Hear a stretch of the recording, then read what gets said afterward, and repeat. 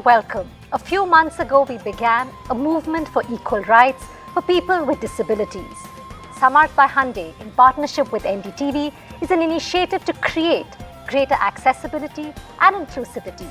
But how can we have accessibility and inclusivity if we don't design for it? And that brings us to this conversation today about universal design. Universal design is the process of creating products or environments that can be accessed, understood, and used by all people, regardless of their age, size, ability, or disability. Our focus today is on universal design as it applies to buildings and landscapes. While there is work happening in this area and standards being set, the reality is that people with disabilities still face many barriers while navigating the urban landscape. How can universal design concepts be understood, taught, practiced, and most important, be implemented rigorously such that our environment can be made completely barrier-free? To answer all these questions and a lot more, we have with us Anjali Agarwal, co-founder Samarthayam. She is an award-winning disability rights advocate.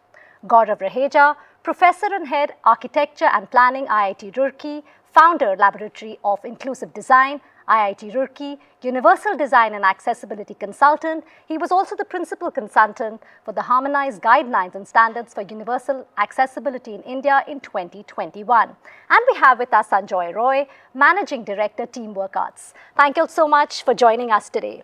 To begin with, Gaurav, I would like to ask you, just to set the context of this conversation today, what is universal design? How does it apply to making architecture, landscape, and public places more accessible? And what do, when we talk about building laws, where does it stand when it comes to the government? So, to set the context for our viewers, I would begin by saying, design is the only common in the entire context of everything that we do as an everyday life action. Now, when you add the word prefix as universal, I think as the term itself propagates, it only means is nobody, whether he or she is driven by age, gender, social, economic status, caste, religion, anything, is discriminated ever by the word design. In that sense, if you see, design is nothing but another language of human existence.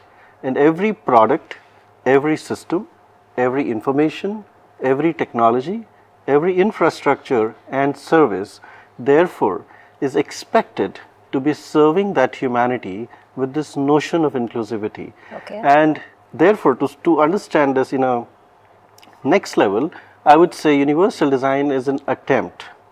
It's an attempt which takes us towards an ideal goal with accessibility as a perspective in it and inclusion as an end outcome, as an experience. Okay. To set the context further in the lens of urban infrastructural developments, I think we can structure them in several ways because when we look at it in its entirety, it gets a little complex. So for our viewers, I would like to say the urban context can be siloed as residential sector, transportation sector, educational sector, health sector, public space sector, and likewise many others, because in each typology of built form, you require some specifics to be done, while there are some common things that one can look at. So in reference to the harmonized guidelines, which has been a wonderful initiative supported by the government under the larger umbrella of Accessible India campaign, I believe the knowledge is available. The question is now how we use that knowledge, and I believe that will possibly happen when we build more examples, and one of the examples that we are all proud of is Delhi Metro, which perhaps speaks the language of inclusivity to the best extent possible in the current scenarios. Great. Thank you so much for explaining that, Gaurav. And yes, we will be talking about, besides awareness, implementation also, which is important, and solutions. I think that's important. Anjali, moving ahead, you work very closely with the government. You've also worked with Niti Aayog, talking about guidelines and policy, which we were just talking, done on accessibility and inclusivity. How important is it to have a person on board right from the beginning, a person with disability? Absolutely. There's been old saying that nothing about us without us. So having a person with disability on board means a person who's living with disability and has experience would be able to bring in the decisions, the policies which are right, and also looking from that angle that make the right real. So whatever is available as per standard should be implementable, enforceable, and also the operation and management part. Yes. Hence, decision making can only happen when we are on the board where the decisions are being made, and also percolating it down to implementation, operations, maintenance, and whenever required, reviews. Because without review, we cannot say everybody will have 100% accessibility. The needs are different. There are 21 types of disabilities as per the Rights of Persons with Disability Act, and each one has a different requirement. So bringing it everything together, looking at the space standards, looking at the harmonious guidelines which started in 2016 and then moving on to 2021, there has been a paradigm shift of availability of the materials, of the technology, adaptive materials, and as well as products. The wheelchair designs have changed, the designs of the crutches have changed, and also the mindsets. So combining everything together, making it possible for everybody, looking at no one is left behind. Absolutely. Thank you for putting that so well. I think what you pointed out is very, very important, that at every step a person with disability should be included, and of course leaving no one behind. Sanjoy, if I could come to you, when we talk about, public spaces, we aren't just talking about everyday spaces, okay? Specifically, if I can ask you, we're talking about events, we're talking about literature festivals, concerts. I mean, there's so much more, exhibitions. You've recently done that with the Jaipur Lit Fest. Tell us, how did you do it? What all went to actually make that happen? I think both our colleagues here on this panel put this in, we need to make everything accessible. I think Justice Nazim Waziri's very seminal judgment that he came out with recently, where he asked Delhi government to make sure that every footpath, etc., was made accessible. This is something that we've taken to heart. 8 years ago, the disability bill came into place. And if we, within this larger lifestyle space, don't take that seriously, we're really leaving out 30 to 40% of the audience today in India. We don't just look at people born with disability as being disabled.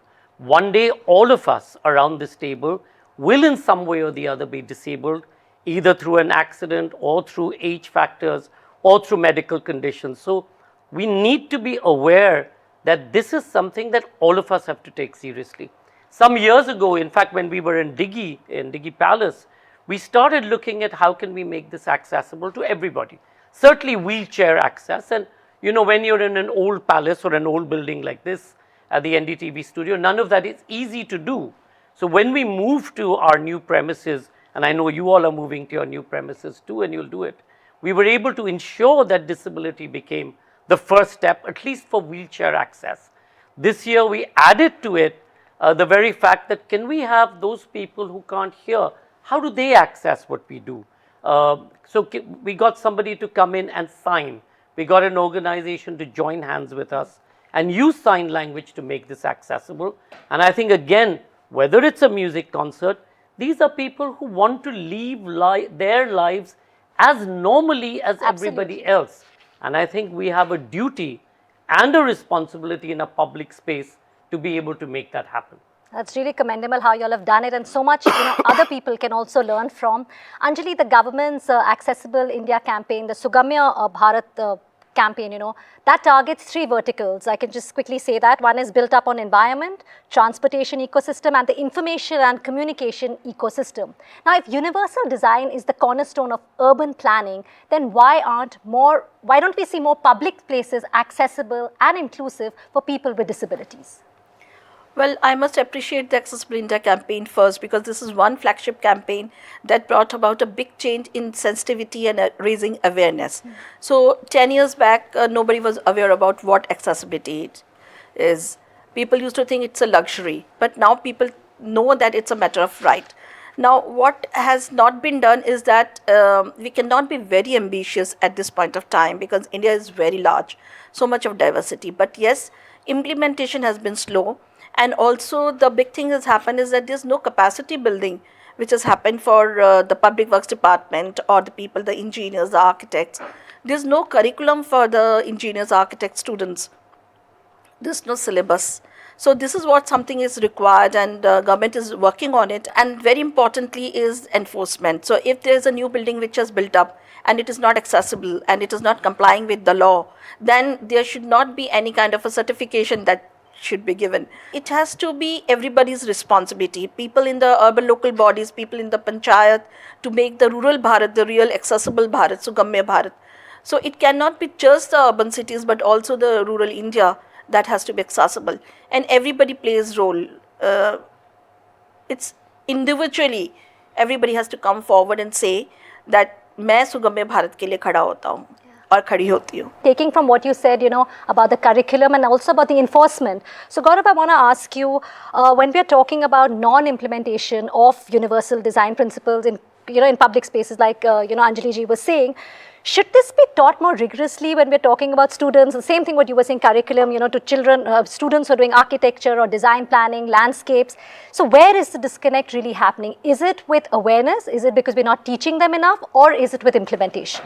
I think my take on this would be a little beyond the classroom narrative. Because when we say education, we limit our scopes only to schools and institutions. But I'm coming from a perspective that the entire society also needs education. And there is something called education on the job, on the go. Today, no education is complete when you graduate. You still need to upgrade and update yourself. So if you see from that lens, there are 3 levels at which I would say education will always remain the reason for any disconnect. For example, the first level of education is information and understanding. Unless I have a basic understanding, I will not move to the next step. It's not an accident, please understand. Universal design or an execution of inclusion cannot happen by accident or by luck.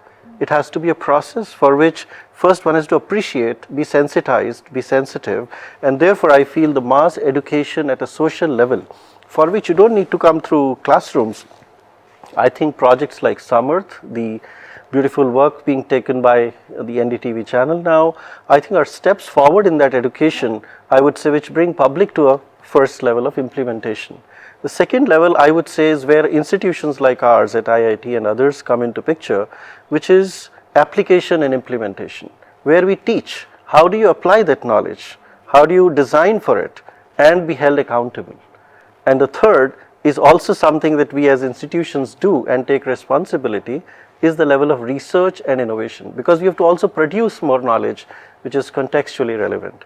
So non-implementation, I would say, may be a little too harsh, because there are several implementational trials, and I want to say one statement here, that when by implementation, for example, you create a space for people with disabilities in a parking space or in a queuing space, now you do not need any other enforcement except public awareness. My question is, do the citizens of a nation respect that? Yeah, that really leaves us all thinking on that note, so that we can think about what Gaurav just said. Time for a quick break on the show. When we come back, we will look at some solutions towards building an inclusive society with universal design. Stay tuned for more on the Samarth by Hyundai initiative.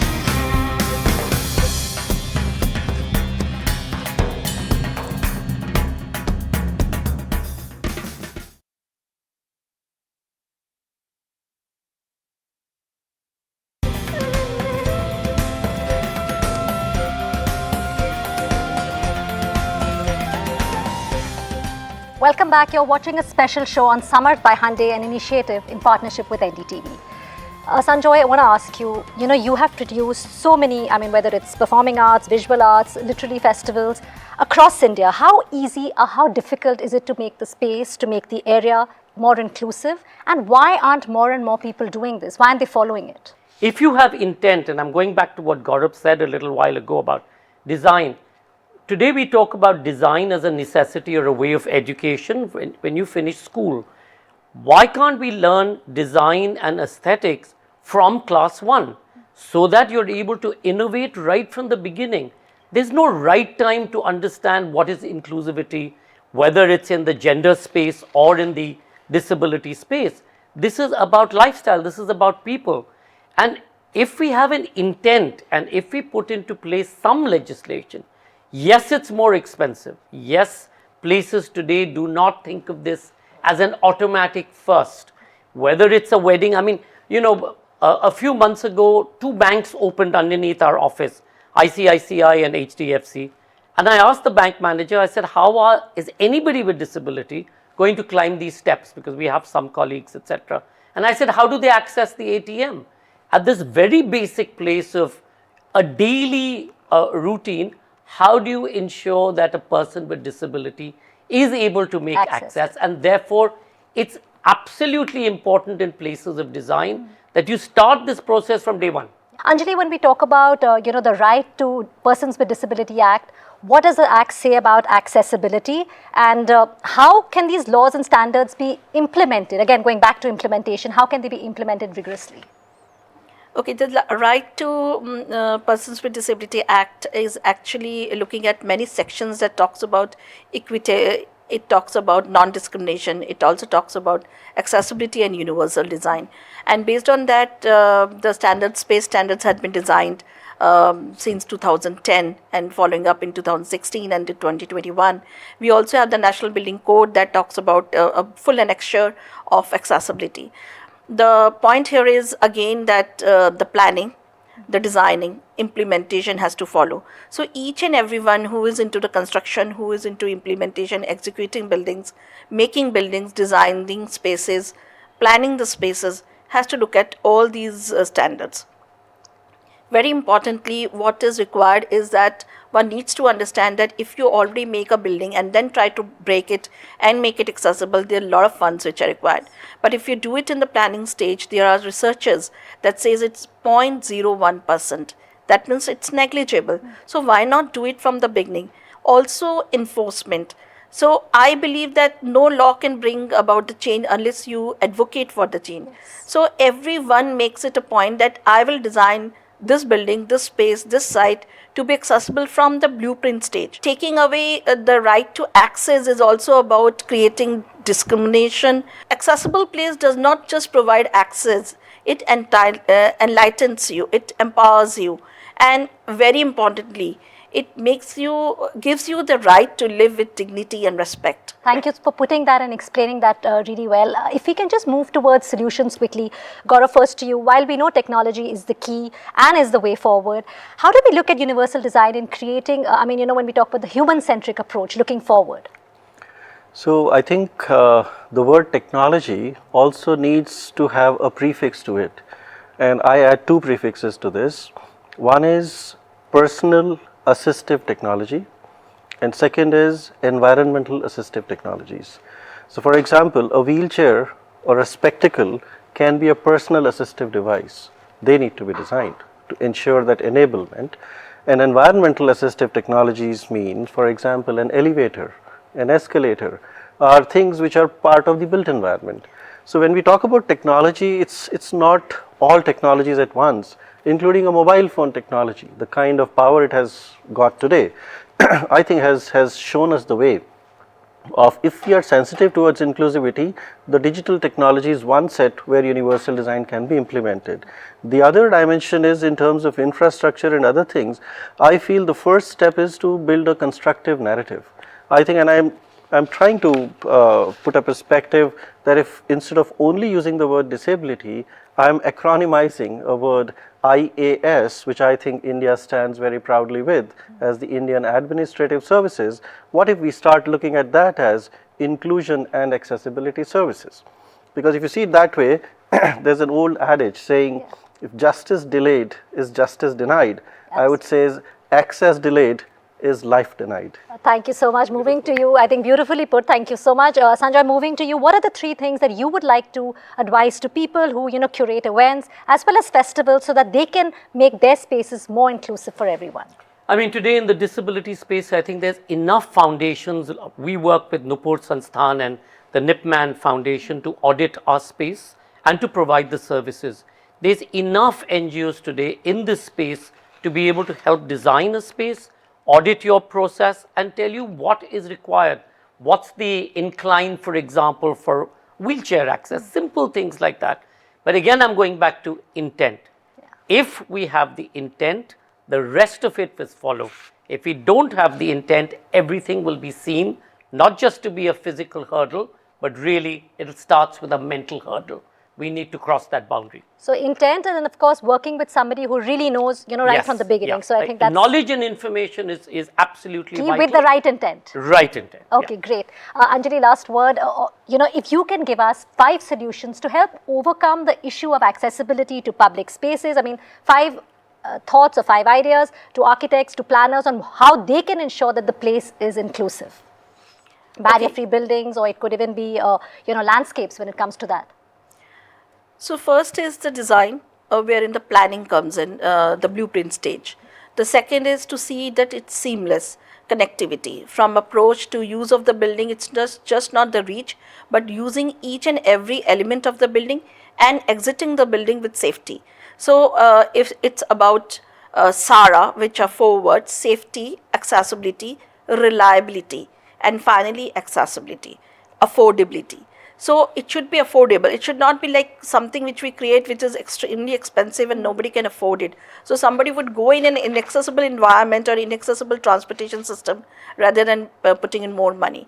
So if safety, accessibility, reliability and affordability are provided, the final 5th thing is enforcement and operation. Thank you all so much to all of you who've really explained each and every point well, and I think affordability, yes, we leave this on that. Also another very, very critical point, but we're out of time on this show, but the conversation has just begun. Through the year, as part of Samarth by Hyundai, we will be talking a lot more about universal design practices and how they can bring down barriers. We can only hope that people like my guests here today, Professor Raheja and Sanjoy Roy, take this conversation back with them and double down on creating inclusive spaces that welcome diversity of all kinds. Thanks so much for watching.